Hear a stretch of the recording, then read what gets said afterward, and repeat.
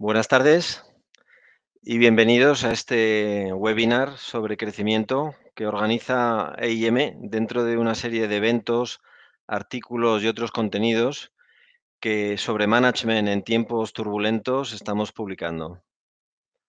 Muchas gracias a todos y a todas por participar.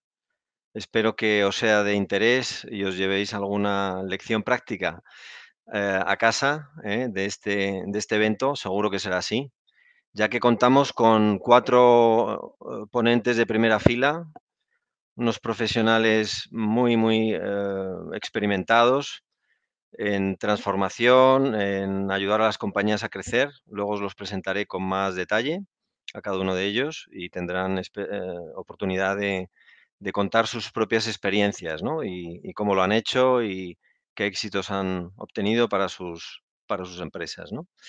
Em, Simplemente antes, para los que no conozcáis EIM, me gustaría proyectar una slide, creo que la tenéis por ahí preparada. La siguiente, por favor. Unos cuantos datos de la compañía. EIM, que quiere decir Executive Interim Management, fue fundada hace 33 años en Suiza por un grupo que se llama Egon Zehnder, muchos de vosotros lo conoceréis. Y en estos 33 años hemos hecho, pues, muchas cosas, ¿no? Ahí veis un crecimiento, bastante importante en cuanto a oficinas. Nacimos con una sola oficina en Suiza y hoy tenemos 26 oficinas en 20 países. Hemos hecho más de 10.000 proyectos para 4.000 clientes. Esto es importante. Nuestra clave es los buenos clientes que tenemos. Tenemos clientes como la empresa Siemens o Indra o el BBVA o compañías más pequeñas como puede ser Chocolates La Casa o Suavinex.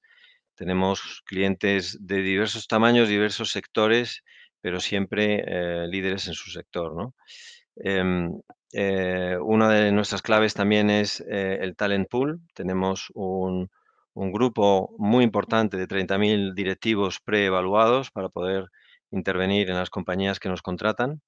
Y lo que hacemos básicamente es prestar servicios de management, de gestión, ayudando a las compañías de una forma ejecutiva, diferenciándonos bastante de lo que es una consultora y también de lo que es un headhunter, ¿eh? Trabajamos por proyectos con profesionales muy experimentados, como los que vais a conocer ahora, que se remangan y lideran proyectos de transformación para conseguir resultados. Muy bien, pues os voy a pasar con Jorge Ramos, que es el socio de IM en Barcelona, que os va a presentar brevemente la metodología que usa EIM y que ha tenido éxito en muchísimos proyectos. Yo diría el 50% de nuestros proyectos tienen una característica de crecimiento, quizás el otro 50% una característica de ayudar a compañías que tienen dificultades, ¿vale? Pero trabajamos muchísimo ayudando a compañías a crecer y algunas de ellas están aquí representadas con los profesionales que luego vais a conocer. Y que paso, antes de pasar a Jorge, a decir por lo menos sus nombres. Muchas gracias por participar con nosotros. Antonio Rico, Javier Amézola, Daniel Ginas y Rafael Rivas, que son los 4 ponentes que tenemos hoy. Muchísimas gracias a los 4 por vuestro tiempo y vuestro, preparación de este evento para que sea interesante para la audiencia. Y luego haré una presentación un poquito más en detalle. Ahora paso a Jorge para que comente un poco nuestra metodología muy breve antes de pasar a las experiencias de la vida real. Gracias, Alfonso. Bueno, la parte que yo voy a hablar básicamente de dar 2 pinceladas sobre el artículo sobre el que hemos basado este evento, ¿no? Que el artículo se llama Top Line Growth, el crecimiento veloz, la transparencia, ¿vale? Y entonces aquí hay una parte importante, de hecho en el nombre, ¿no? Porque lo hemos llamado Top Line Growth, el crecimiento veloz. El crecimiento veloz es porque es una metodología que está enfocada a dar resultados en el mismo año fiscal en el cual se invierten los recursos. Normalmente los planes de crecimiento de las compañías, pues se invierten los recursos en un año fiscal y los resultados no se dan hasta el siguiente o al siguiente. Y esta es una metodología muy enfocada a dar los resultados en el corto plazo, en el mismo año fiscal, en el cual seguramente muchos de vosotros estaréis presupuestando actualmente, pues qué metodología tenemos que seguir para crecer en el mismo año. Entonces, aquí tenéis la metodología, la parte derecha, que no voy a entrar a explicarla en profundidad. O sea, básicamente hay dos partes. El punto 1, 2 y 3, que es de cara a definir cuáles son los ejes que nos van a hacer crecer, insisto, en el corto plazo, y los puntos 4, 5, 6, 7, que están enfocados a cómo vamos a implantar estos planes de crecimiento. ¿Vale? Entonces, en la primera fase, que es la parte de estudio, diferenciación y entender cómo funcionan las decisiones en las casas de los clientes, pues es una parte en la cual está enfocada a ayudar a la compañía a definir las acciones que necesitan para crecer. Normalmente las compañías, cuando se hacen estos workshops o esos reuniones de trabajo para decidir las vías de crecimiento, surgen 25 iniciativas. Y para cada departamento, sus 7 iniciativas son las más importantes y son las fundamentales, ¿no? Pues a través de esta metodología ayudamos a reducir ese número de iniciativas, dejarlas en un número de iniciativas muy discretas, estamos hablando de 3 o 4 iniciativas, que realmente sean las que aporten el crecimiento en el año fiscal el cual estamos presupuestando. ¿Vale? Y después ya estaría la segunda fase, que es establecer las medidas, adaptar los esfuerzos necesarios, estimar el retorno de inversión y adaptar la organización y los sistemas, que sería el cómo vamos a implantar estas medidas para tener esos resultados en el corto plazo. En la siguiente transparencia, lo que queremos hablar es respecto a, bueno, cómo... Cambiar la transparencia, por favor. Vale. En cómo vamos a hacer que la organización pues llegue a esas conclusiones, ¿no? A ese plan de acción de poquitas acciones, pero muy claves para el crecimiento. Entonces aquí hemos puesto una serie de preguntas, 9 preguntas, de las cuales nada, simplemente voy a hacer 2 apuntes. Una pregunta, como por ejemplo esta, ¿somos capaces de explicarnos en primer lugar a nosotros por qué el mundo realmente necesita esta empresa?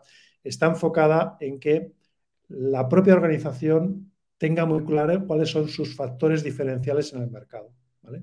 Porque sin saber cuáles son tus factores diferenciales en el mercado, no puedes identificar claramente cuáles van a ser tus palancas de crecimiento.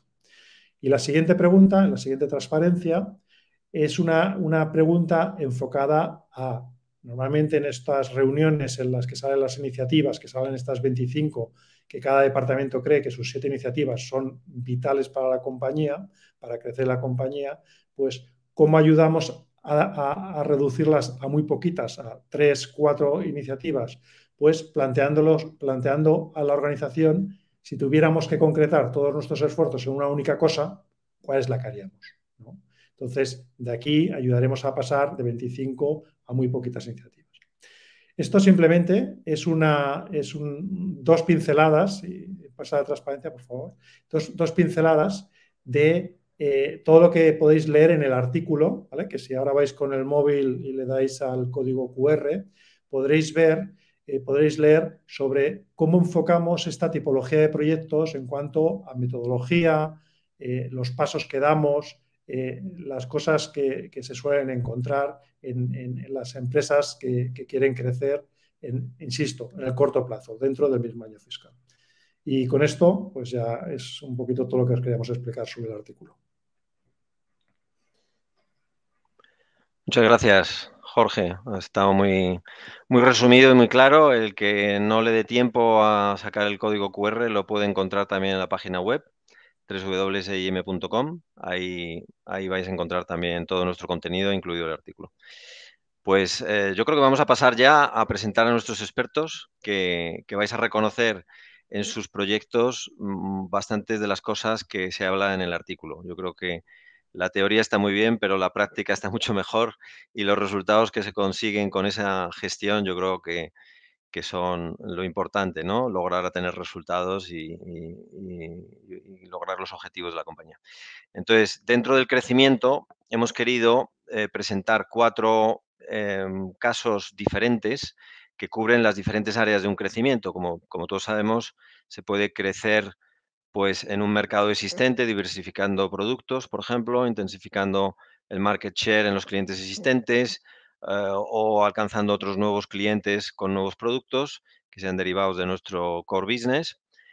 También podemos diversificar canales. Muchas veces hay compañías que no abordan todos los canales de llegada, algunas veces pues el e-commerce o muchos otros canales, a lo mejor industriales, y se fijan más en el B2B, en el B2C, perdona, y menos en el B2B, y tienen productos también para el B2B. Es decir, los canales también es otra clave muy importante. La internacionalización, ¿qué vamos a decir? En las empresas españolas llevamos ya tantos años internacionalizando y todavía quedan mercados que no hemos podido abordar, ¿no? Porque nos quedan muy lejos o muy diferentes de cultura o de idioma, o etcétera. Es decir, todavía continúan los esfuerzos de internacionalización. Y luego, por supuesto, los crecimientos inorgánicos por adquisición de compañías, build-ups, M&A, ¿no? Compras, adquisiciones y sus correspondientes integraciones para conseguir que 1 más 1 sea más de 2, porque es lo que se va buscando, también en la parte comercial, en la parte de negocio.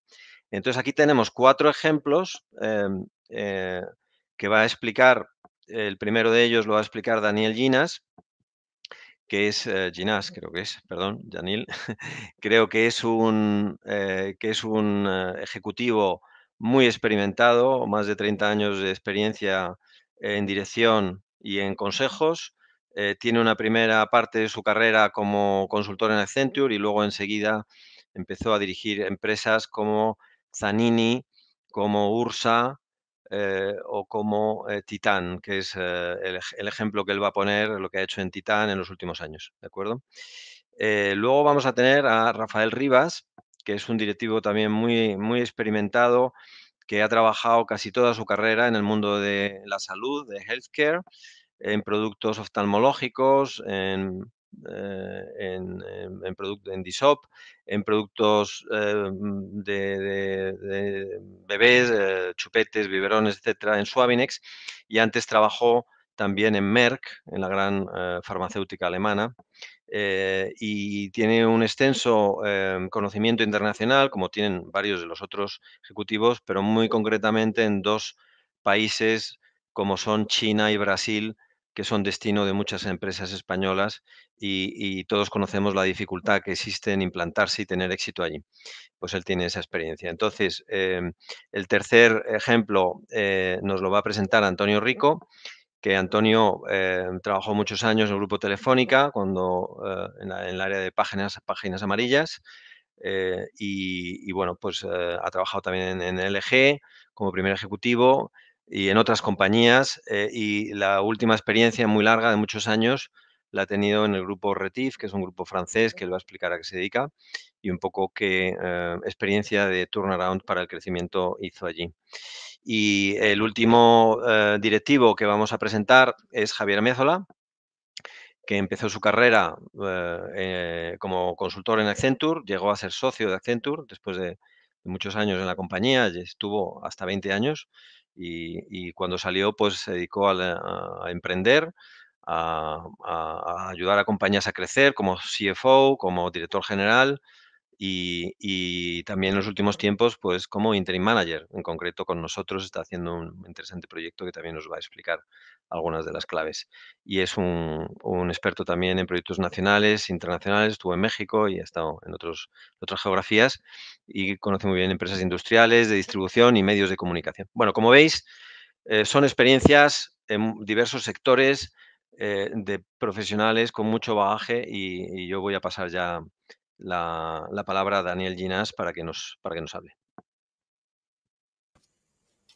Muy bien, muchas gracias, Alfonso. Es un placer estar aquí hoy con vosotros esta tarde en este webinar. Cuando Jorge Ramos me llamó, para decirme si me interesaba participar en este seminario. Me dijo, oye, es un seminario que va de crecimiento. Y dije, oye, cuidado que la transformación de Titán no va de crecimiento. De hecho, la transformación de Titán es una transformación, digamos, dura, y que esencialmente la empresa lo que hizo fue reducir sus ventas durante todo este proceso. Y me dijo, no, pero algo crecisteis, ¿no? Alguna cosa de crecimiento veloz sí que existe. Bueno, sí, claro, crecimiento veloz sí que, pues vas y lo cuentas, ¿eh? Bueno, pues aquí estoy y voy a intentar, digamos, contaros un poco esta experiencia de Titán siempre desde la perspectiva del crecimiento. En primer lugar, me gustaría contaros un poco brevemente lo que es Titán. Si podéis colocar la siguiente slide, por favor. Perfecto, muchas gracias. Pues Titán es una empresa centenaria, una empresa fundada en el año 1918, unos 120 millones de facturación. Es una empresa, es líder en el mercado español de pintura y una empresa importante en el mercado ibérico, creador como tal de la pintura, con unas marcas muy potentes, entre ellas Titan Lux, que quizás muchos de vosotros la reconozcáis, y con un 63% de recuerdo de marca espontánea. Es una empresa que tiene sus productos referenciados en más de 6.000 puntos de venta en la península ibérica. De hecho, a cualquier ferretería que vayáis, cualquier tienda de pintura, aunque no sea tenga un gran surtido de la casa, seguramente algunos productos de la casa tendrá, y Titan Lux seguramente tiene. Pero esta empresa, que había tenido un éxito tremendo, seguramente precisamente y por este éxito de tantos años se había letargado, se había adormecido y había, digamos, un lado oscuro a lo que yo os he contado. Y el lado oscuro son estas cifras que podéis ver abajo. Un 29% de gastos de personal sobre venta. Los que vengáis del mundo industrial, de una empresa manufacturera, sabéis que un 29% de gastos de personal sobre ventas es una absoluta barbaridad. De hecho, esta empresa en la crisis del 2008-2009 no había realizado, digamos, ninguna acción de adaptación a la nueva realidad del mercado, y es una empresa que está en el mercado de la construcción. O sea, ya os podéis imaginar un poco de qué va. Como consecuencia de esto, esta empresa tenía un 3% de ventas sobre ventas, que es una cantidad, digamos, muy baja también para una empresa industrial. Y el tercer número asusta, que es una deuda, un nivel de deuda de 14 veces EBITDA. El resultado de este EBITDA tan bajo, y aparte de una gestión del circulante, digamos, muy poco eficiente. Pues bien, pues aquí llegamos para intentar transformar esta empresa. Estos son los números del año 2016. Ahora la empresa tiene una visión o una pinta totalmente distinta. Y os voy a contar un poco lo que hemos hecho siempre desde el punto de vista del crecimiento veloz. Si me puedes poner la siguiente slide, por favor. Gracias. Perfecto. Entonces, está claro que aunque esto no vaya de crecimiento, crecer es un imperativo, es importante crecer, pero siempre que hablamos de crecimiento yo creo que es importante poner esta coletilla de crecimiento rentable y crecimiento sostenible. Todos sabemos que es fácil realizar algunas acciones de ventas, es fácil incrementar el top line, pero luego a veces es un poco más difícil que quede beneficio, y muchas veces algunas acciones comerciales van vinculadas a una inversión circulante muy importante y lo que queda en la caja, que es lo verdaderamente importante, es muy poco, ¿no? Entonces, todos estamos enfocados en conseguir este crecimiento rápido, pero que sea rentable y que sea sostenible. Y ahí, para hacer estas 3 slides, solo tengo 3 slides, he colocado el modelo que os ha hablado Jorge Ramos, que me parece un modelo muy interesante y que os animo, digamos, a descargar el artículo y leerlo. Es un artículo corto, pero que da un enfoque, digamos, muy pragmático, y he intentado abordar mi pequeña explicación sobre esto. En primer lugar, como os podéis imaginar, decisiones importantes, yo siempre me enfoco primero en lo que no hay que hacer, luego en lo que queremos hacer. No os voy a hablar de esto, porque sería una historia un poco más larga. Y en tercer lugar, sí que quería enfocarme en los temas que nos facilitaron el crecimiento veloz, que es el contexto de hoy. Entonces, yo históricamente, y el caso de Titán no fue una excepción, siempre me he encontrado que a la hora de conseguir este crecimiento que nos ayuda en este ejercicio de transformación, esto de una empresa como esta es como una casa vieja, ¿no? Que cuando empiezas a hacer obras siempre se te cae alguna cosa con la que no contabas.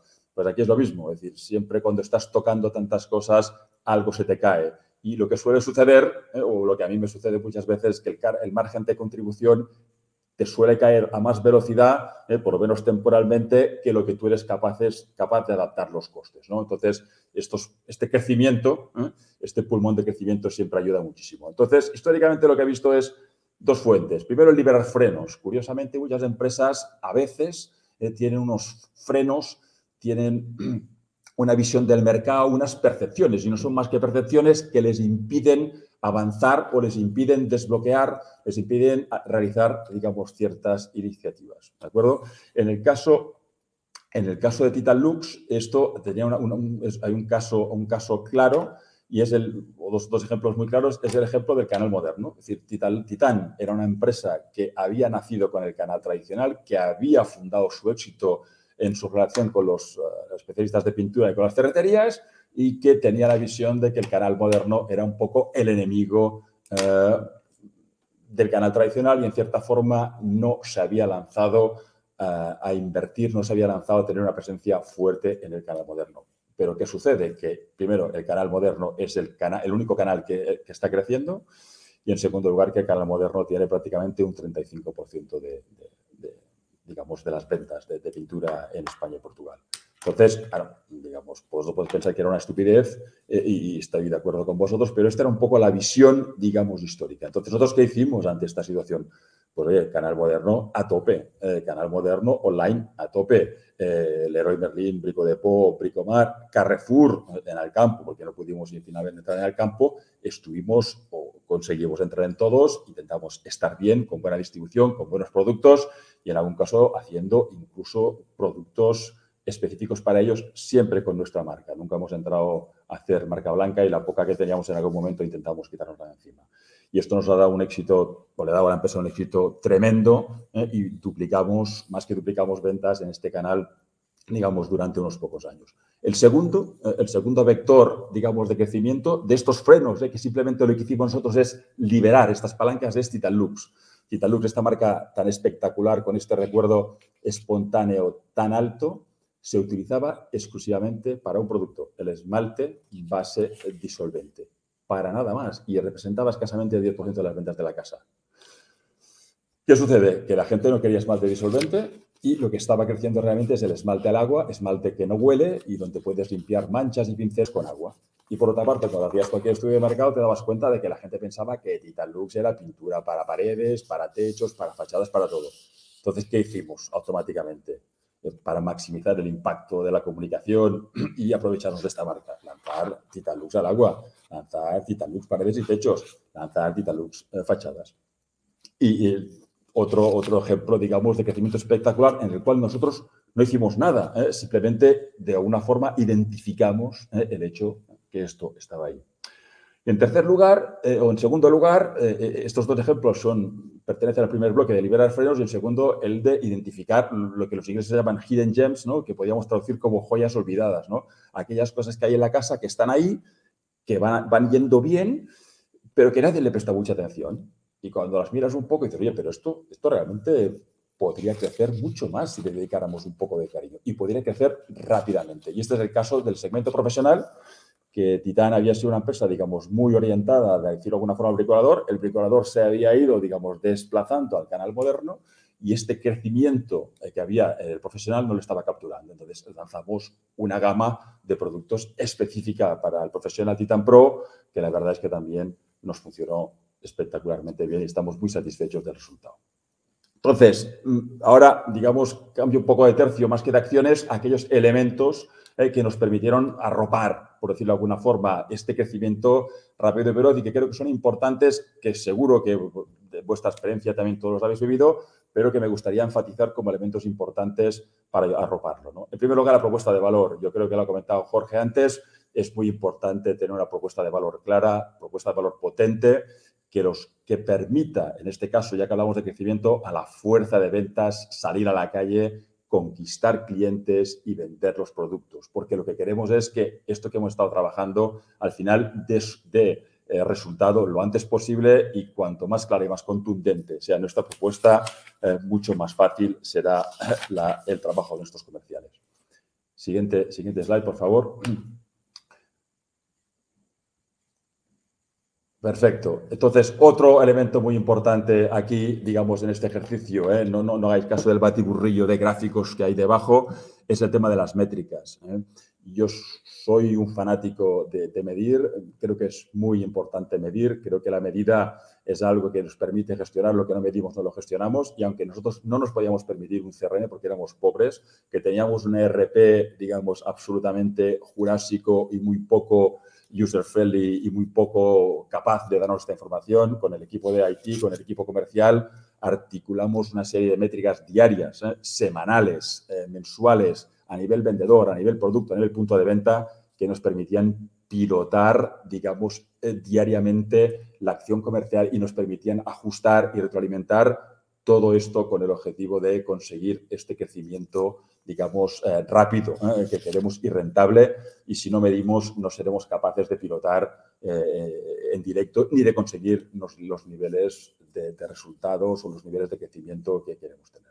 Y siguiendo con este, ya es mi última slide, si podéis pasar por favor a la siguiente, 2 reflexiones más de estos elementos para arropar este crecimiento rentable, sostenible. En primer lugar, también lo ha comentado Jorge en el modelo del priorizar, pero luego dotar a los recursos, a los proyectos de los recursos necesarios para que tengan éxito. En este caso concreto que veis aquí es el proyecto del Titan Pro. Cuando estamos analizando este proyecto de Titan Pro, nos dimos cuenta de que teníamos un par de barreras importantes para conseguir tener el éxito que queríamos y la rapidez de penetración y la contundencia con la cual queríamos lanzar el producto. Nos dimos cuenta, en primer lugar, de que teníamos un equipo de máquinas tintométricas, que son las que hacen el color en el punto de venta, el color a la carta, por decirlo de alguna forma. Teníamos más de 1000 máquinas, muchas de ellas de obsoletas, algunas de tecnologías distintas, que no estaban conectadas online y que si queríamos ser rápidos, si queríamos ser contundentes, si queríamos conseguir las ventas que ambicionábamos en este proyecto, teníamos que abordar una renovación de este parque.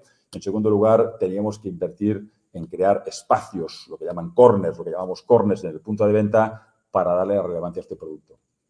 Conscientes de que no teníamos el dinero para hacer muchas cosas, pero de la importancia de tener la masa crítica, de ver el mercado desde fuera adentro, de lo que hace falta desde fuera adentro y no desde dentro a fuera incremental, decidimos posponer otros proyectos y enfocarnos aquel año en Titan Pro. Y Titan Pro ha sido un proyecto que ha dado a la empresa, digamos, un volumen, unas ventas, una rentabilidad, digamos, muy importante.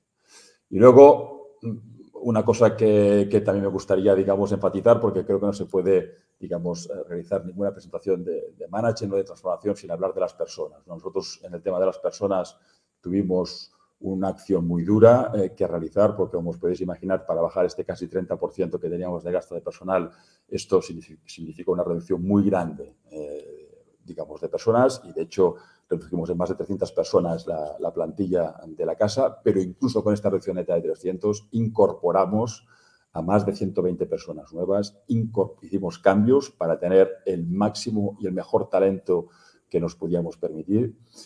Y además incorporamos a funciones de nueva creación para adaptar a lo que queríamos. Incorporamos mucha gente en marketing, incorporamos gente en ventas, gente en trade marketing, incorporamos gente en controlling para tener la mejor plantilla para llevar a cabo este proyecto de transformación. Yo creo que es algo que no tenemos que olvidar nunca y es precisamente el ser muy exigentes con el equipo, el intentar tener el mejor equipo que nos podamos permitir para tirar adelante este proyecto y yo creo que cualquier otro proyecto, aunque no sea de transformación, en cualquier situación empresarial. Y esto es todo lo que os quería contar desde mi perspectiva del crecimiento rápido. Gracias. Muchas gracias, Daniel. Has estado puntual, justito, los 10 minutos. Gracias y yo creo que muy claro y muy transparente. El siguiente ejemplo nos lo presenta Rafael Rivas. Rafael, cuando quieras. Pues buenas tardes a todos y encantado de estar aquí participando en este evento con todos vosotros. Bueno, a mí me llamo Alfonso para que voy a hablar un poco de la experiencia de internacionalización. Básicamente, bueno, pues en varias empresas en las que he estado, pero sobre todo centrado quizás en un modelo que aplicamos en Suavines con bastante éxito. De hecho, bueno, pues en 4 años la compañía fue capaz de duplicar su cifra de ventas, ¿no? Entonces, el modelo que aplicamos, si pasas a la siguiente diapositiva, por favor. Realmente en internacional, pues son cosas que todo el mundo entiende y lo único que es ponerlo orden en pequeñas cositas y en pequeños detalles, pero que son fundamentales para que realmente un proyecto de internacionalización tenga éxito, ¿no? En principio, en internacional, pues existen únicamente dos ejes de crecimiento. Es empezar a vender en todos los países en los que pensemos que puedan estar interesados en nuestro producto. Para mí esto realmente es el primer paso de la internacionalización, aunque no es la internacionalización en sí mismo, esto es vender fuera. Está muy bien al final decir, bueno, pues nosotros estamos presentes en 100 países, pero bueno, ¿de qué manera estás presentes en esos países, ¿no? Y entonces entra a jugar el segundo eje, que es cómo desarrollas el negocio en cada uno de los mercados en los que estás, ¿no? De alguna forma tienes que empezar a establecer criterios para, en un momento, verdaderamente establecerte en algún país y poder crecer en un país con solvencia y empezar a tener resultados interesantes de todos los esfuerzos que se puedan estar haciendo con la empresa, ¿no? Para ello es fundamental 3 palancas que también todo el mundo puede reconocer prácticamente para cualquier cosa, que es tener un soporte económico, unas condiciones económicas y unas condiciones financieras, que además, bueno, pues también existen ayudas del gobierno, de las comunidades y demás para temas de internacionalización. Muy importante tener una marca reconocida, y como marca reconocida es tener una propuesta de valor muy bien reconocida en el país de origen, que de alguna forma sirva de inicio para poder trasladar esta propuesta de valor a los países en los que uno se quiere implementar. Y fundamental es el equipo humano que vaya a poner todo esto en marcha, que, bueno, pues gracias a empresas como AIM, pues en mi caso fue la incorporación a Suavinés para acompañarles en este crecimiento y de alguna forma pues es tener una especie de, bueno, no sé si decirlo talento, pero sí que de alguna forma el tener un conocimiento con unos costes muy controlados y por un periodo de tiempo muy controlado y que de alguna forma pues ayude a dar este paso a la internacionalización a algunas empresas, ¿no? Entonces, si pasas a la siguiente diapositiva, pues lógicamente lo primero que hay que tener en cuenta es que uno cuando va internacional, pues se encuentra que por lo menos tiene que empezar a tratar el mundo en trocitos en los que pueda ver que pueda ser interesante para empezar a trabajar. Y básicamente pues son estas 3 regiones que estáis viendo y realmente es empezar a ver cuál es el análisis de tu situación en cada una de estas regiones con el producto actual, cuáles son los países en los que estás en proceso de adquirir, bueno, o que quieres abordar a renglón seguido y cuáles son tus planes a medio plazo. Para esto es muy importante el plantear por lo menos un estudio mínimo macroeconómico de cada uno de estos países que uno puede plantearse que va a abordar.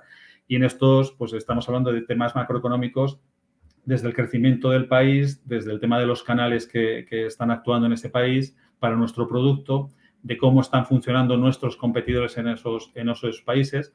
En algún momento, como comentario, hay gente que dice, bueno, es que si es que está muy establecido un competidor en un determinado país, ¿para qué vas a ir? Bueno, pues en principio es casi una oportunidad, ¿no? Porque realmente lo que está claro es que si tienes un competidor haciendo cosas en un determinado país, es que hay una clientela interesada en productos que igual, no sé si son exactamente como el tuyo, pero que son productos que si tienes una propuesta de valor diferencial, desde luego la clientela está, ¿no? Entonces, bueno, ahora mismo hay una herramienta muy interesante en Google que se llama Market Finder, en la que podéis poner vuestra web directamente y en la que te va a hacer sugerencias de todos los estilos, desde los canales a los que deberías de ir, porque analiza tu web, ve los productos que tienes y directamente te suelta un reporte en el que te comenta cuáles son los posibles clientes, los posibles canales, los competidores que están actuando allí. Y si indagas un poco más en esta aplicación, pues incluso te puede hasta sugerir partners para que tú te puedas empezar a establecer allí en ese país, ¿no? Es una herramienta que lleva ya un par de años y que además está desarrollando Google de una manera muy eficaz, ¿no? 3 temas importantísimos, las claves organizativas, desde mi punto de vista, lo que estábamos hablando del tema de una de las palancas, la parte del equipo que tiene que llevar a cabo esto es absolutamente fundamental y básicamente en tres áreas, ¿no? Es quién va a ser el responsable de llevar los países o bien el responsable del país en el caso de que te vayas a hacer vayas a crear una subsidiaria en ese país que hayas determinado como target. El trade marketing en el sentido de cuál es la propuesta de valor y cómo tienes que adaptar la propuesta de valor que igual tiene mucho éxito en tu país de origen, pero que igual no es exactamente igual de entendida en términos concretos, ¿no? En términos generales, pues seguramente sí, ¿no? O sea, por comentaros temas de anécdotas, pues puedes ir a un país, no sé, estás hablando de temas de poricultura y estás ahora mismo en un país como en España, que los que se quiere de alguna forma es las mamás independientes y demás, pues quizás el tema es el valor añadido, es qué es lo que tú estás aportando para la crianza, porque irte a Turquía a hablar de mamás independientes, pues la verdad es que igual no es el mensaje más adecuado en ese país en estos momentos, ¿no? Entonces, sí, de alguna forma entender cuál es la propuesta de valor básica que tú tienes de éxito en tu país y cómo tienes que adaptarla a los países a los que te quieres dirigir y que no es exactamente en ningún caso un copia y pega, ¿no? Y, por supuesto, el tema legal, fundamental, de temas de protección de la marca, ¿no? O sea, el tema de los contratos, protección de la marca, todavía es muy habitual el encontrarte con que vas a países y que la marca no está protegida y que te puedes encontrar en verdaderos problemas pues, para conseguir los dominios de si quieres hacer e-commerce o web en esos determinados países, pues no puedes utilizar ni tu propia marca, ¿no? Y el tema de defender las licencias y los registros.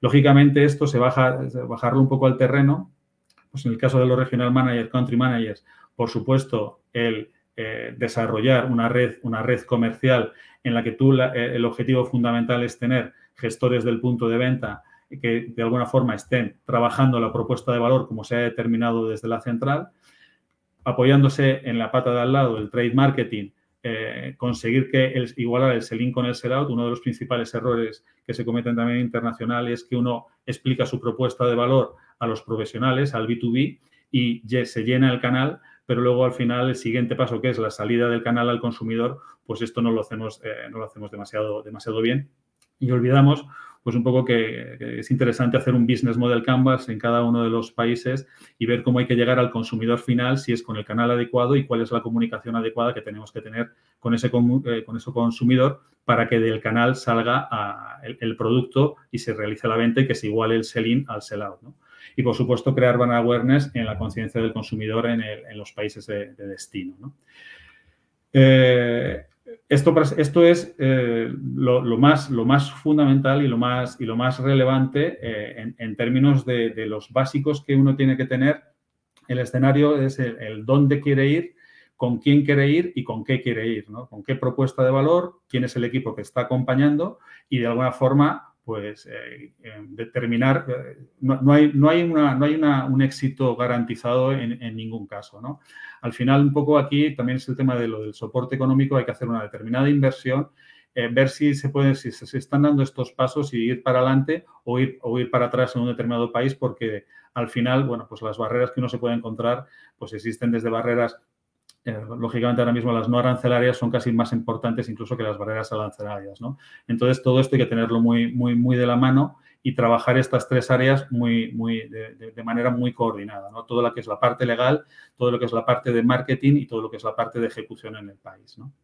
Si pasas la diapositiva, de alguna forma, atendiendo lo que era el primer eje que comentaba con el tema del crecimiento y vender en todos los países pues, que uno tenga al alcance, pues la manera habitual es que uno empieza con unos distribuidores que tienen su marca y idealmente lo que hay que llegar es a un modelo de futuro en el que tengas un modelo mixto, ¿no? Para eso, una cosa que hay que realizar con este análisis que comentaba, un análisis macro, pues hay que determinar, empezar a segmentar los países y unos criterios que yo empleo, o sea, cada uno puede tener su idea. Mi experiencia me dice que para irte de manera directa a un país tienes que estar rondando los 2 millones de euros. A partir de que tengas unas ventas en un país de 2 millones de euros, puedes estar planteándote el poner una subsidiaria. Entre medio millón de euros y 2 millones es interesante tener un distribuidor en exclusiva. Por debajo de los 200.000 euros, pues se puede tener distribución en exclusiva o directamente atender a retailers, grandes retailers. Hay pues cadenas directamente que se pueden vender desde el país de origen al país de destino y de una manera bastante rentable. O bien, pues exactamente igual, o sea, hacer una compra-venta lo puedes hacer incluso ahora mismo, pues incluso con las plataformas y con marketplaces, hacer estas ventas de manera directa. Pero lo que es interesante aquí es determinar en qué momento quieres pasar un país de un nivel D a un nivel C, después de un nivel C a un nivel B y después a un nivel A, ¿no? Para esto es muy interesante el tema de cuáles son las experiencias de equipo de personas que tienes en internacional. Aquí, de alguna forma, por eso sí que entiendo que el modelo de AIM, incorporando profesionales expertos en determinados países para hacer este tipo de trabajos, es interesante, porque realmente el tener todo este conocimiento internacional, de experiencia internacional, y llevarlo al foco, llevarlo a la punta, en el sentido de que empezar rápidamente de una manera eficaz con esto, y porque el proceso de aprendizaje en el país, en cualquier caso hay que tenerlo, pues es un modelo bastante interesante. Y al final, el tema, pues inicialmente siempre se empieza sobre el tema de distribuidores. ¿Y por qué se pasa por ejemplo, de un nivel B a un nivel A? O sea, mi experiencia lo que dice es que los distribuidores al final, inicialmente, son unos grandes partners que te puedan hacer crecer en un determinado país, pero empiezan a tener siempre dificultades financieras. Los distribuidores acaban teniendo un techo por el cual son prácticamente incapaces de financiar el crecimiento que se está produciendo en el país, y es en el momento en el que uno debe plantearse pues, que realmente ha llegado el momento de establecerse directamente en ese país, ¿no? Yo, de alguna forma, tengo la idea, quizás es un poco personal, de que los distribuidores se mueven entre dos aguas. Cuando lo hacen muy mal, te los quitas del medio. Cuando lo haces muy bien, terminas implantándote tú. Y, de alguna forma, pues uno de los modelos que es bastante habitual es incluso llegar a acuerdos con ese distribuidor y montar una sociedad con ese distribuidor, y de esa manera pues ya tienes de alguna forma todo el conocimiento y todo el recorrido de desarrollo en el país, y posteriormente empiezas a tener todo el control que se necesita tener para verdaderamente explotar un país con una subsidiaria, controlando todos los aspectos del negocio, desde el financiero hasta el de comunicación, hasta, bueno, pues el tema y sobre todo el control de la marca y del posicionamiento de la marca, ¿no? Entonces, por eso planteo ahí el tema de las alianzas con terceros, ¿no? O sea, es interesante empezar con un distribuidor, con unos distribuidores, ir creciendo en conocimiento, por supuesto, nunca perder el control de la marca, y por eso es el trabajo del trade, que no se desposicione la marca y que no se desvirtúe la marca en ningún momento, y posteriormente o bien alcanzar un acuerdo con el distribuidor que está ahí establecido, o bien, pues, en algún momento, pues, llegar a una suplantación de este distribuidor, ¿no? Si pasas un poco la diapositiva, lógicamente hay una manera muy sencilla, ¿no? Para controlar esto no hace falta un gran CRM ni un gran sistema de información. Solamente tienes que plantearte cuáles son las familias de productos que tú tienes con los países en los que estás establecido, y puedes ver casi mensual o trimestralmente pues en qué países has metido qué familias, y puedes estar viendo cuáles son familias interesantes para meter en países adicionales que puedan ser réplicas del país en el que ya estás, y cómo estar desarrollando todas las líneas de negocio, cuál es la profundidad que estás teniendo en los países en los que tú te estás estableciendo, ¿vale? Esto es lo que yo llamo una matriz de oportunidades, ¿no? Abajo podéis ver, bueno, pues si multiplicas todas las familias por todos los países, el máximo serían 257 familias, pues si tienes 97 puedes establecer objetivos de si quieres crecer en ese sentido con más familias, o si quieres crecer en más países. Y este es un sistema de control muy simple, muy básico, pero que es muy claro a la hora de tomar decisiones, a la hora de generar más inversiones y potenciar un país o otro, ¿no? Muchas gracias, Rafa. Muy interesante. Tenemos que avanzar, me temo. Si puedes ir cerrando. Venga, pues gracias. Sí, esta era la última diapositiva. Vale, genial. Pues muchas gracias. Es que nuestro objetivo era acabar a las 5 para poder hacer el question and answers, y por tanto doy la palabra a Antonio Rico para que haga su presentación y tengamos un poquito de tiempo de recibir preguntas y contestarlas. Gracias. Muchas gracias, Alfonso. Bueno, vamos a hablar de Retif y de cómo transformamos completamente el modelo de negocio de Retif para conseguir un crecimiento rentable. Siguiente, por favor.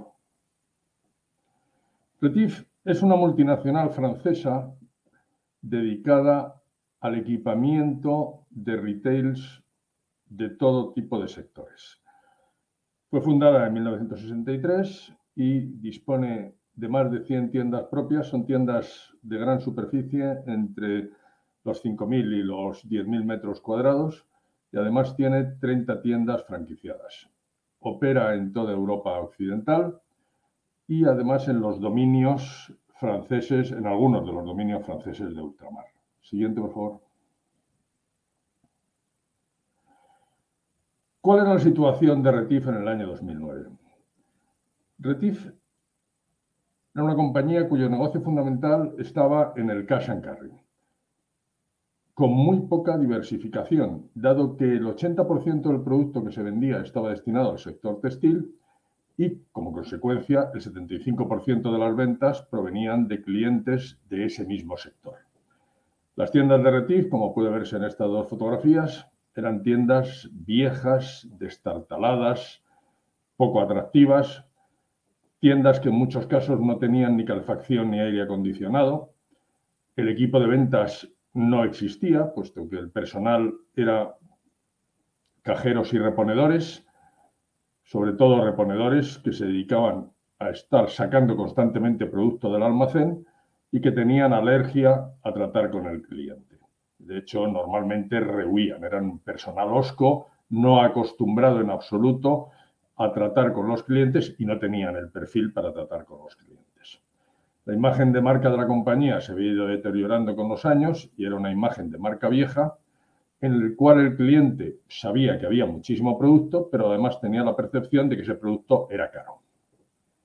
Como resultado, había una pérdida continuada de ventas, una pérdida importantísima de clientes y, evidentemente, una caída importantísima también del EBITDA, lo que llevó a algunas de las filiales a estar en causa de disolución, como el caso de España o de Alemania, y a la suspensión del grupo a finales del año 2009, con unas ventas de 95 millones de euros. Siguiente, por favor.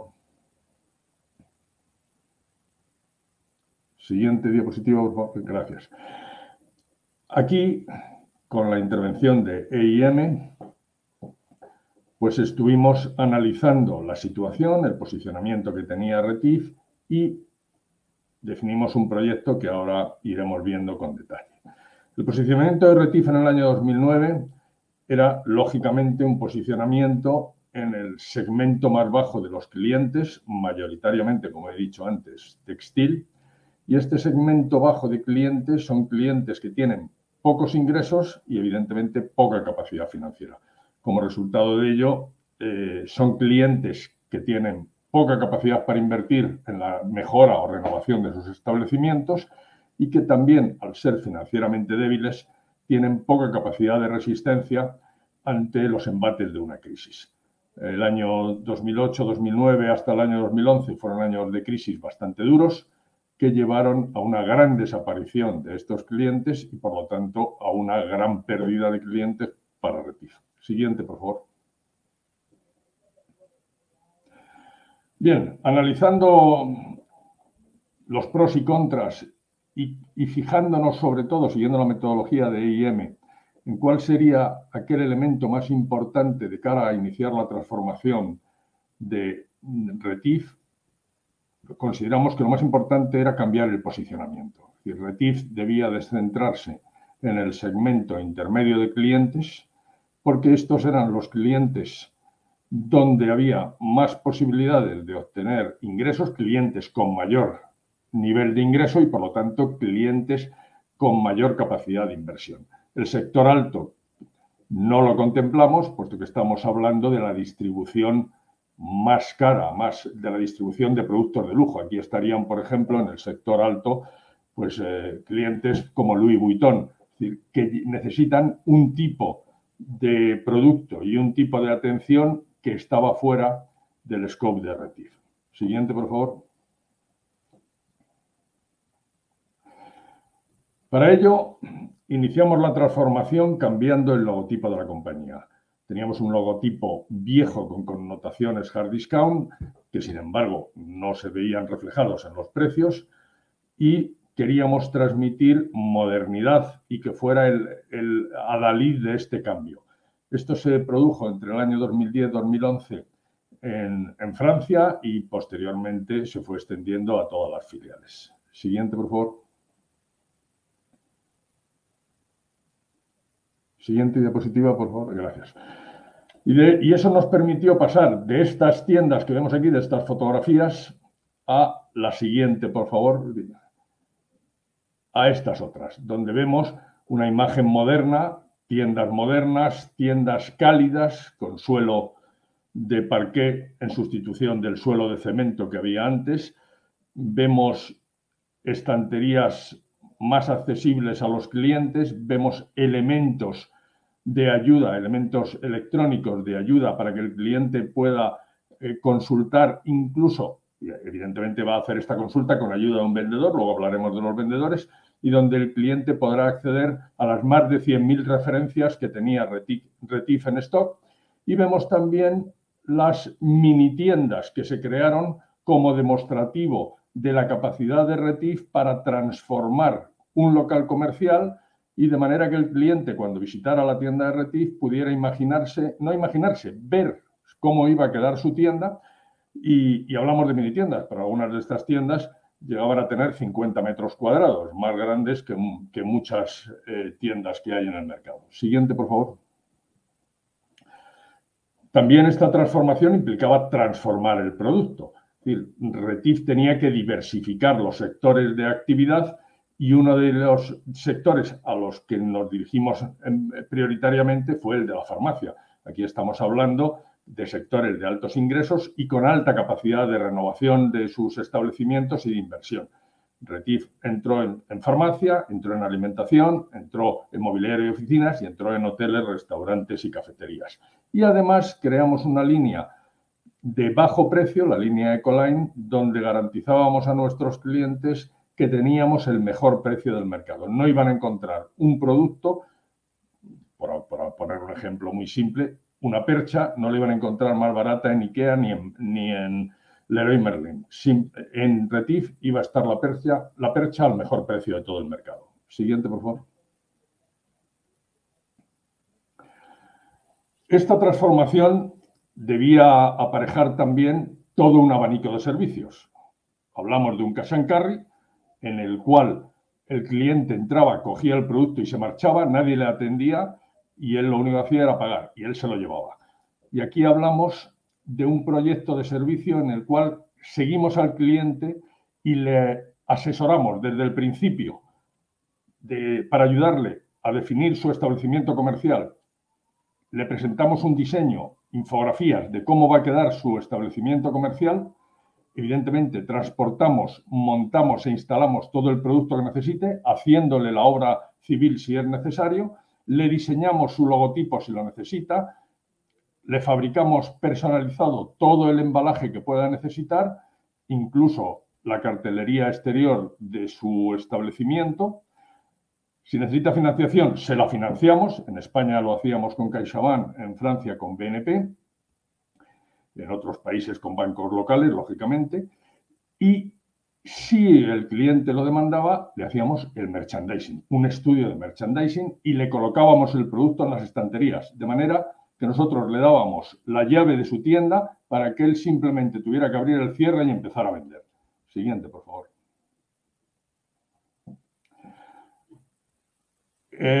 La web.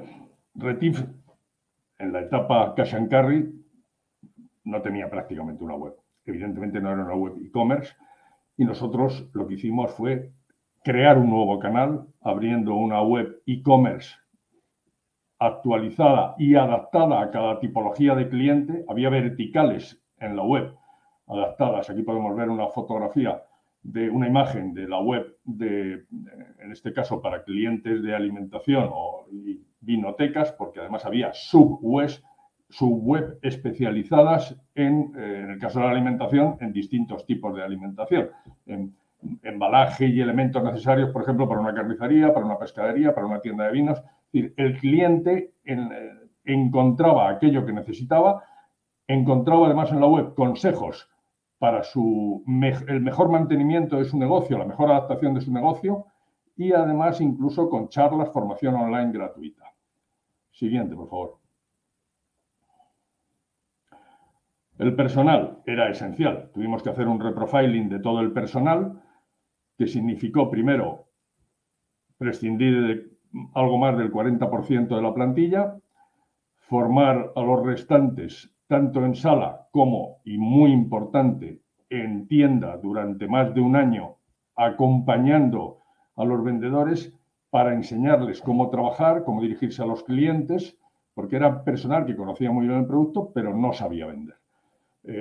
Algo que parece muy simple, pero que costó bastante esfuerzo, es acostumbrar al personal a decir buenos días al cliente cuando entraba en la tienda y que le preguntasen al cliente en qué podían ayudarle.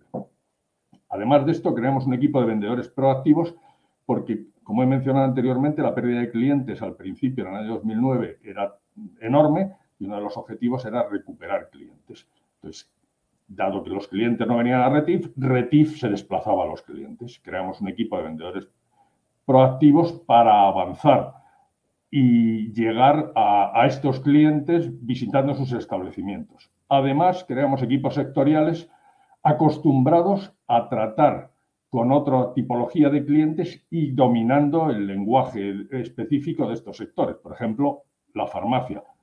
Y, por último, un servicio de atención al cliente perfecto. Siguiente, por favor.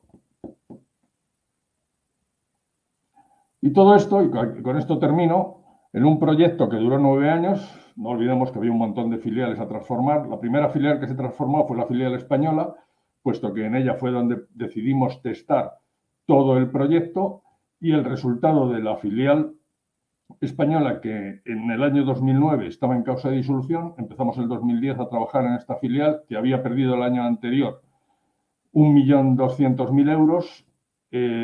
En el año 2010 entró en break-even y en el año 2011 aportó al beneficio del grupo 1,5 millones de euros. Este crecimiento, como se puede ver, el acumulado del margen de EBITDA fue de más del 332% y en las ventas globales del grupo pues prácticamente se duplicaron. Y nada más, muchas gracias y espero que les haya sido interesante.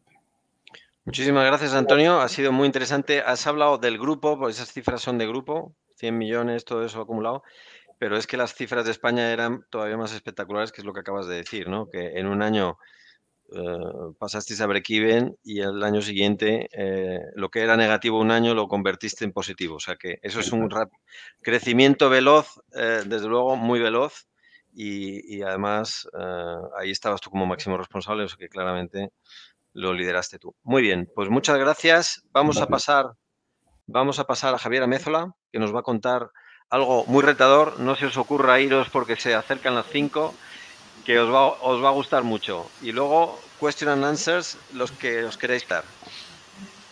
Y si no, os contestaremos por email. Pero vamos, venga, Javier. Adelante. Hola, buenas tardes. Gracias, Alfonso. Yo trataré de ir muy rápido y luego el que tenga preguntas, pues contestamos al final y así intentamos adaptarnos lo máximo al horario. O sea que cuando podáis, empezamos con la presentación.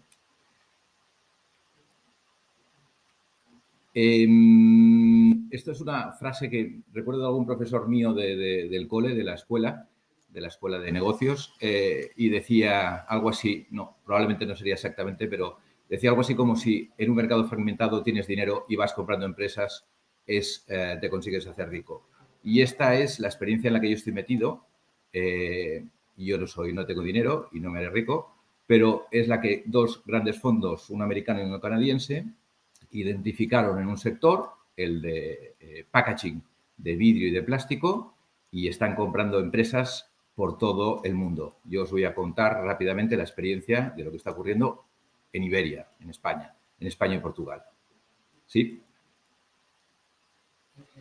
Berlin Packaging, que es el grupo del que os estoy hablando, es el primer grupo mundial de envases de vidrio, pues botellas de vino, botellas de aceite, de plástico, pues botellas también de aceite para consumo o de botellas industriales, en bidones, jerrycans le llaman, etcétera.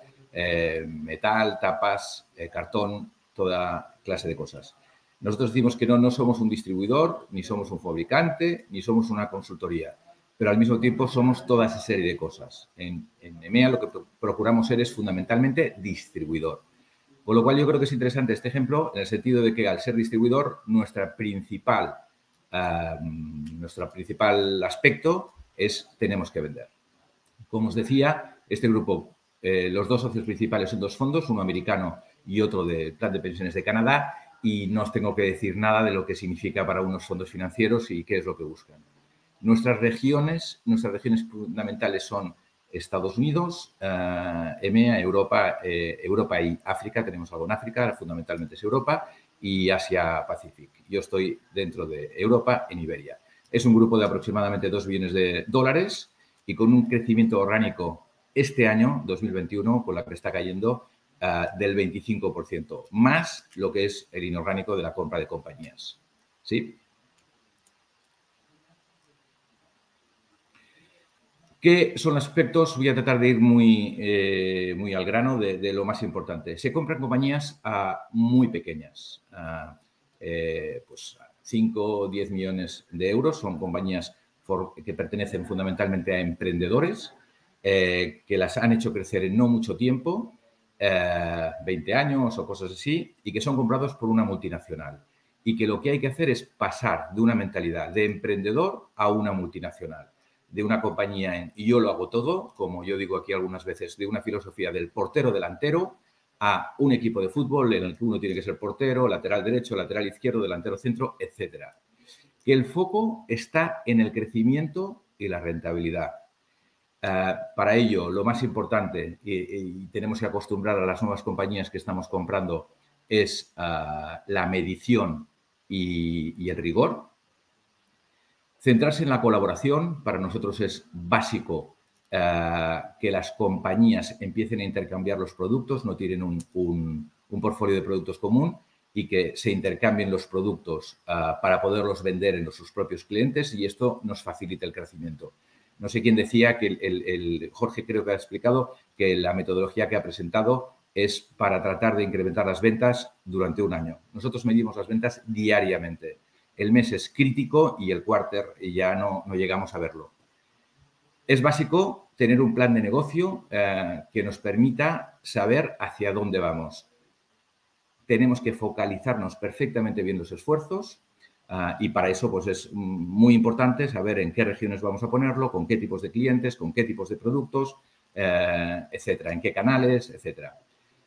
La cultura de empresa es uno de los aspectos más complicados. Venimos de comprar empresas muy distintas y muy variadas. Tratamos de implantar la cultura de Berlin Packaging y esto es uno de los aspectos que probablemente más cuesta. El crecimiento es de 25% en tan poco tiempo. No es fácil con personas que vienen de muy diferentes orígenes. Lo más crítico es el propósito de empresa, saber hacia dónde nos dirigimos. Y lo otro que yo destacaría es saber decir que no. Continuamente perdemos, entre comillas, perdemos oportunidades de negocio porque nos harían perder el foco de donde queremos crecer. Para ello, y sobre todo trabajando con emprendedores que estaban acostumbrados a no perder ninguna oportunidad, es importantísimo saber renunciar y decir a qué aspectos no vamos a ir. ¿Sí? ¿Pasamos? Las conclusiones para mí de todo ello o de esta experiencia es, primero, el reto es identificar las palancas del crecimiento, cómo vamos a crecer.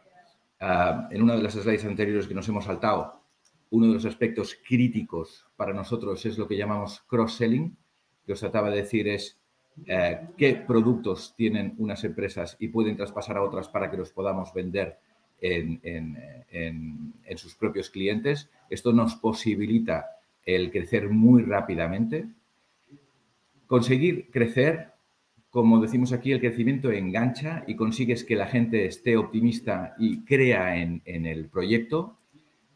En los que yo he trabajado, cuando lo que se tiene que trabajar para conseguir las rentabilidades es reducción de costes, es tremendamente desmotivante. Es básico tener un plan de comunicación a la organización que sea muy fácil de entender y coherente. No hay que estar dando continuos mensajes diferentes, sino pocos, claros y saber hacia dónde vamos. Para conseguir este éxito es clave las personas. Tenemos unos buenos productos, pero aquí estamos compitiendo con clientes o con competidores importantísimos, fabricantes y otros distribuidores. Nosotros creemos que uno de los principales aspectos de nuestro éxito es conseguir que las personas que se suman a nuestro proyecto en muy poco tiempo consigan entender nuestra forma de trabajar.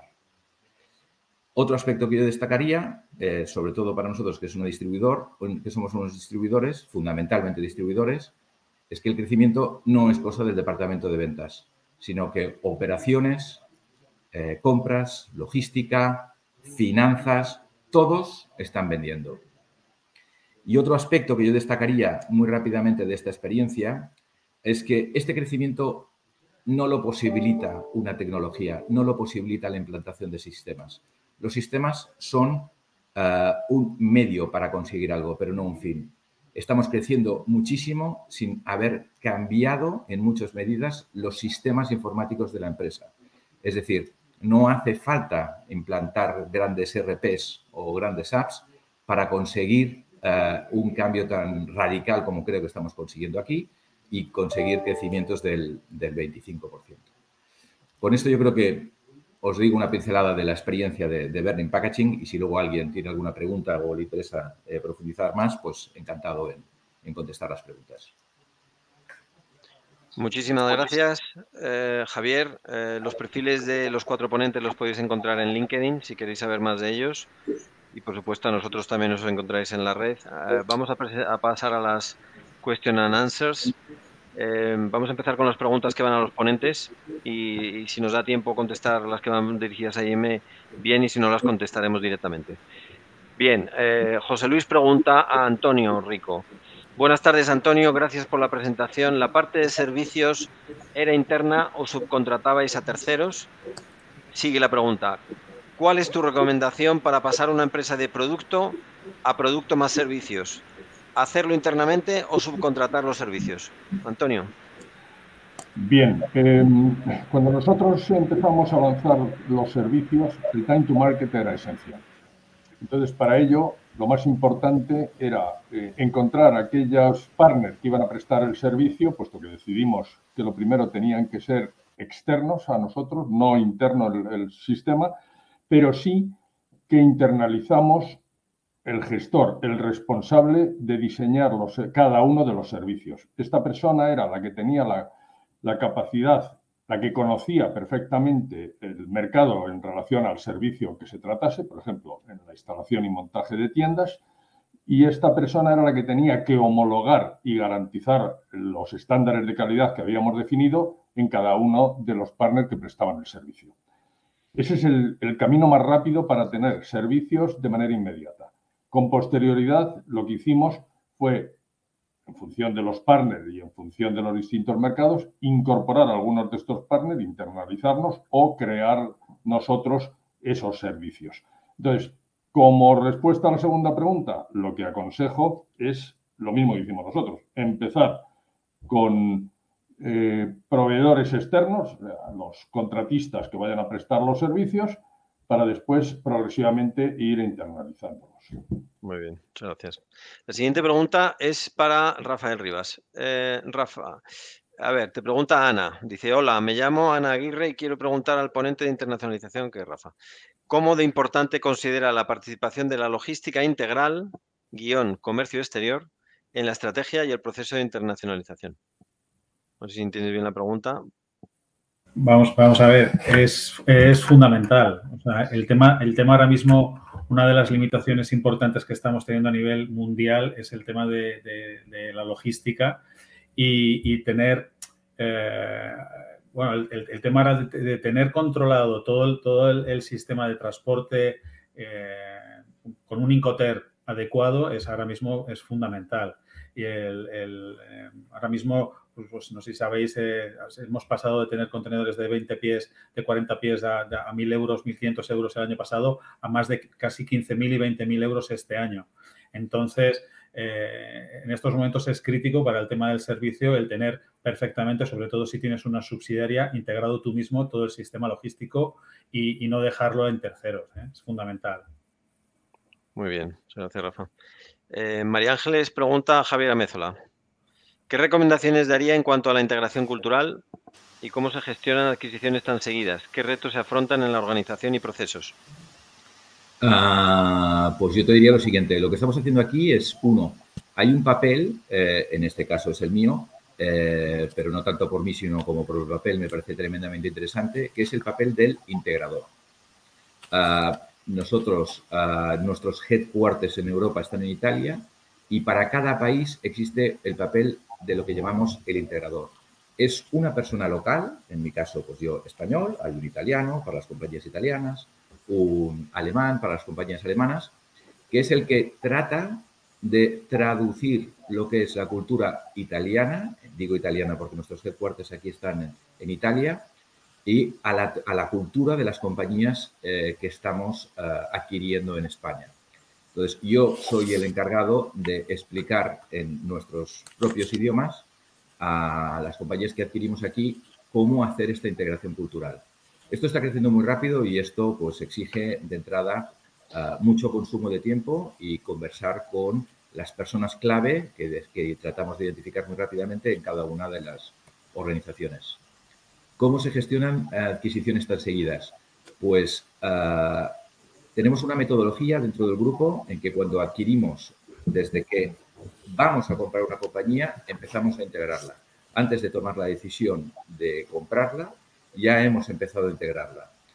Vamos con unos timings muy concretos y con unos planes de acciones muy concretos y esto es lo que nos posibilita hacer adquisiciones tan seguidas. Adquirimos compañías que están en el mismo mercado, no estamos comprando cosas diferentes. ¿Qué retos afronta la organización? Bueno, digamos, lo resumo en uno, crecimiento. Nuestros dueños son unos fondos y, como decía antes, no creo que tengo que decir nada de cuáles son los objetivos de unos fondos financieros.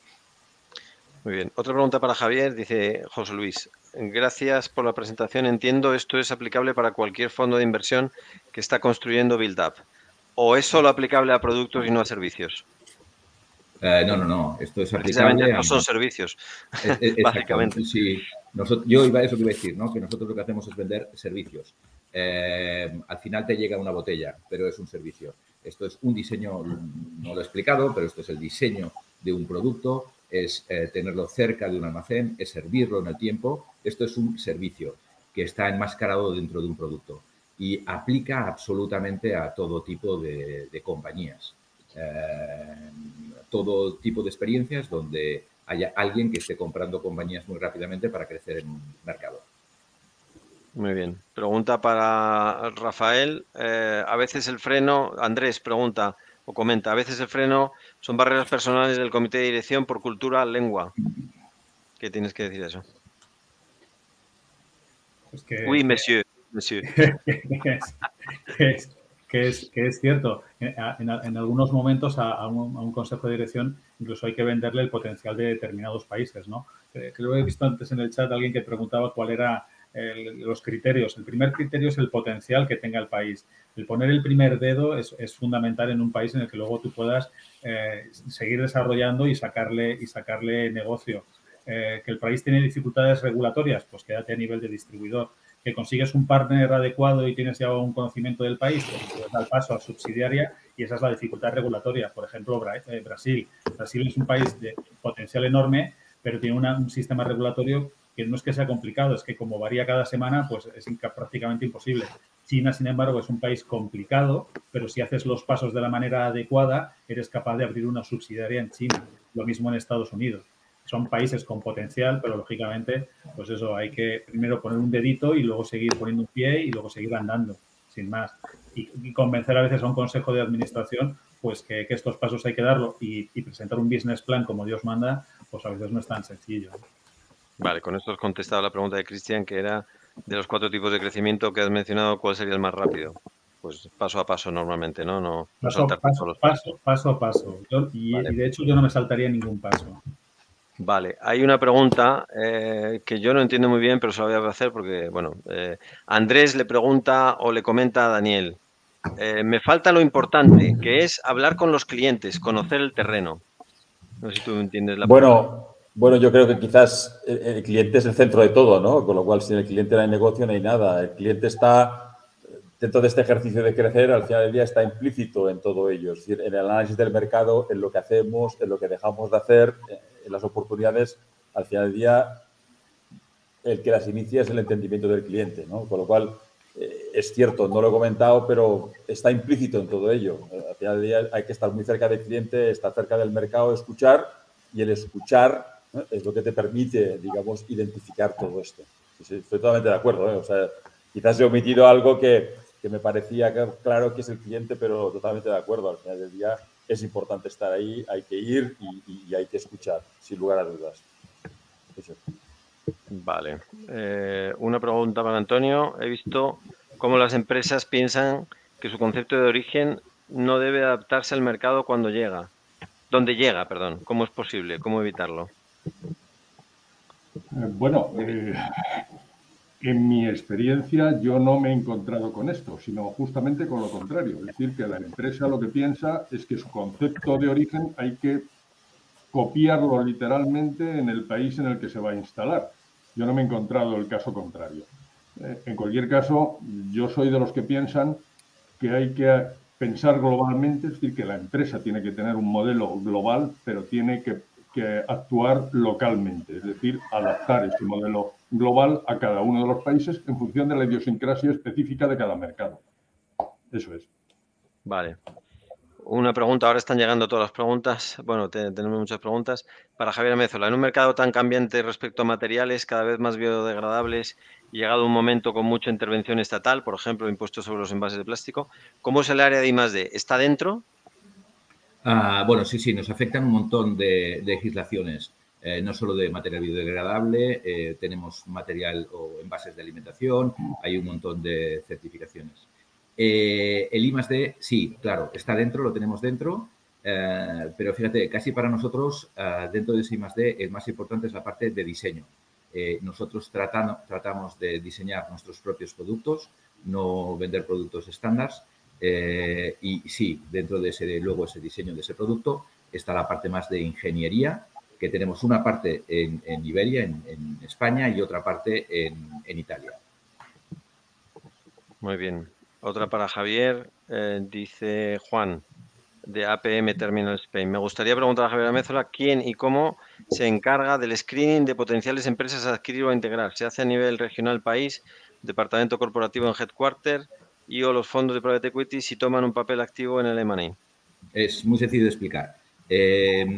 Parte de 3 sitios, parte de nuestros headquarters en Estados Unidos, que son muy livianos, identifican algunos targets, de nuestros headquarters en Italia, que también identifican ya más determinadamente unos targets, en este caso yo os hablo por España, y de la propia organización que tenemos en España. Nos juntamos, vemos los que nos pueden interesar, establecemos algunos contactos, vemos la posibilidad de comprarlos dentro de nuestros límites, por así decirlo así, o de nuestras normas, y nos lanzamos. Entonces, lo determinamos de esa manera. Hay múltiples canales para llegar. Hay un business intelligent dentro del grupo bastante importante para determinar estas compañías. Y luego lo que hacemos es bajarlas a las regiones y decidimos si pueden resultar interesantes o no. Vale. ¿Qué más? Para Daniel Ginas. No me ha quedado claro si desarrollaron ventas online a través de e-commerce. En su caso, sí. ¿cuántos representan en porcentaje sobre el total? Más o menos.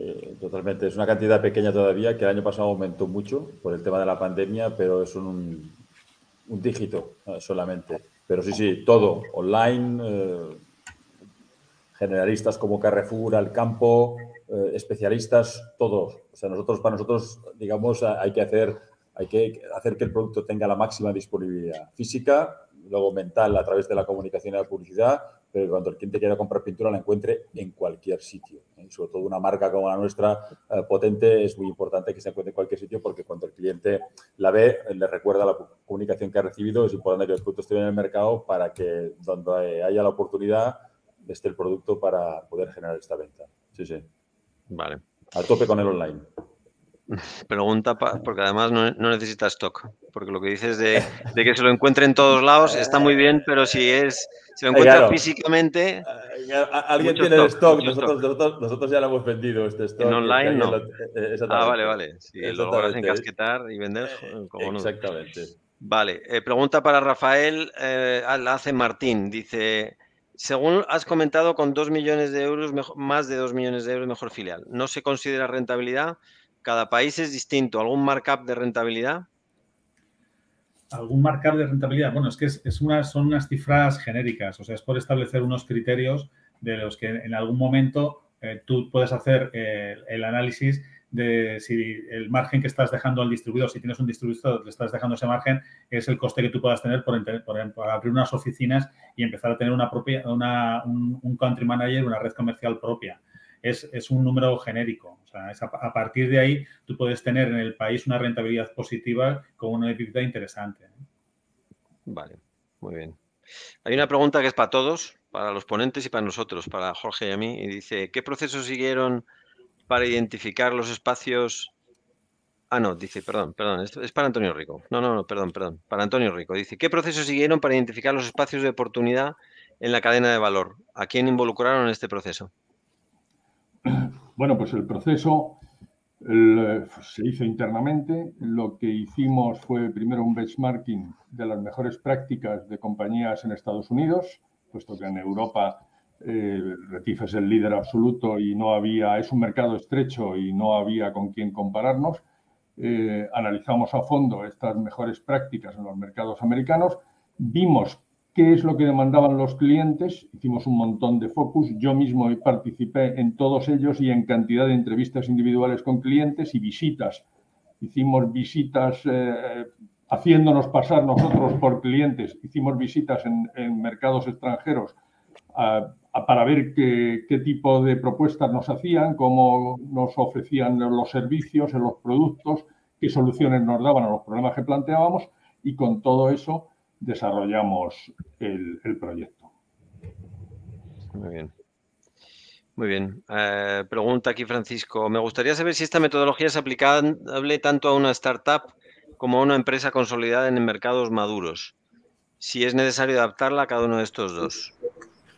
Yo creo que Javier Amezola tiene mucha experiencia en startups. Si quieres contestarla tú. ¿Puedes repetir la pregunta que me acabo de entender? Sí. Dice, me gustaría saber si esta metodología, la del crecimiento rápido, es aplicable tanto a una startup como a una empresa consolidada en mercados maduros. Si es necesario adaptarla a cada uno de estos dos. Yo no la he utilizado esta metodología, la he leído y la conozco de la lectura.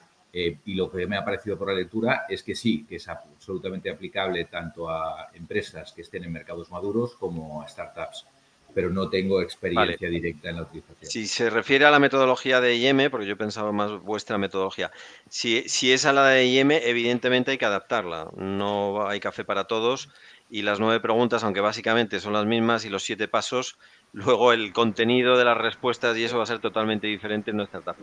Pero la metodología, en principio, vale para cualquier tipo de empresa que quiera crecer, que tenga clientes, que tenga múltiples clientes, varios mercados, es decir, donde haya una cierta complejidad. Y eso puede ocurrir en una pequeña empresa y una gran empresa, sea madura o esté nueva en el mercado. Yo diría, por mi experiencia, que empresas que son nuevas en el mercado, quizás hay algunas preguntas adicionales que se tienen que hacer, ¿no? Antes de salir al mercado, que muchas veces no se las hacen y crean un producto, lo ponen en el mercado y luego se dan cuenta de que eso no lo quiere nadie, ¿no? Pero bueno, incluso esas preguntas están recogidas de ¿hay alguien que necesita mi producto? O sea que yo creo que la metodología es bastante aplicable para todo tipo de empresas, siempre con sus peculiaridades a la hora de contestarlas y de hacer los planes y meter los recursos, ¿vale? Había alguien que preguntaba algo de la diversificación, de que esto no es interim management, lo que hemos explicado, bueno, si es interim management, la transformación para crecer es interim management, puede ser interim management.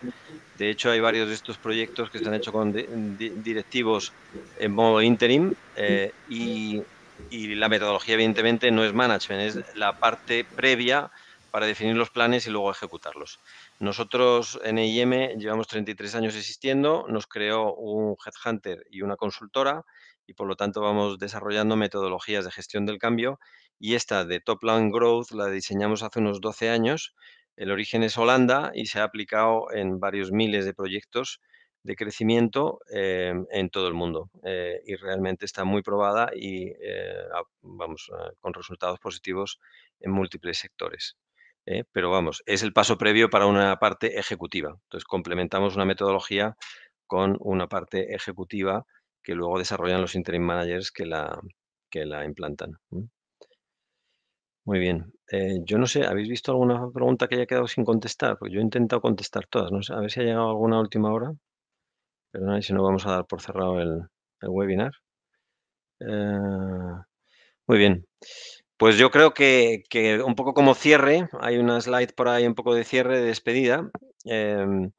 Cualquier empresa puede tener una necesidad de un talento para reforzar su equipo existente si no tiene este expertise en la casa, que normalmente no existe por naturaleza, expertise de desarrollo rápido, de crecimiento rápido. Y evidentemente nosotros podemos ayudar, estamos dispuestos a analizar con la audiencia, con las personas que queráis, las necesidades que tenéis y poner en marcha pues, un proyecto si así os conviene. Podéis seguirnos y ver nuestros contenidos. Si os ha parecido interesante tenemos otros existentes ya colgados en nuestra web, en LinkedIn y en YouTube, ¿vale? En este código QR podéis ver el link a la página de LinkedIn. Pero si tecleáis en LinkedIn Executive Interim Management España también os aparece. Y os agradezco de nuevo vuestro tiempo y los que os hayáis quedado hasta el final, incluso más. Realmente el próximo contenido será de Turnaround y en breve tendremos contenido y otro webinar que anunciaremos como hemos hecho con este. Y estáis todos invitados. No sé si algún ponente quiere decir algo. Jorge, ¿queréis hacer alguna despedida o lo dejamos aquí? Simplemente agradecer el tiempo de todos. Muchísimas gracias a los 4 ponentes por vuestro tiempo. Ha estado, yo creo, muy interesante. Hasta pronto. Gracias. Muchas gracias. Gracias a todos.